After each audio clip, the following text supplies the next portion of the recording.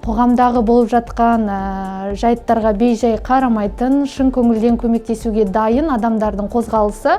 Менің волонтер болып жүргеніме 2014 жылдан бастап, студенттік өмірден, яғни университет қабырғасынан бастап 7 жыл болды. Мұқтаж жандардың барлығына қолдан келгенше көмектесеміз.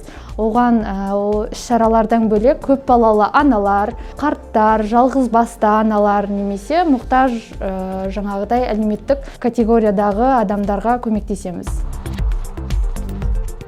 Еріктілік тәрбиеден басталады.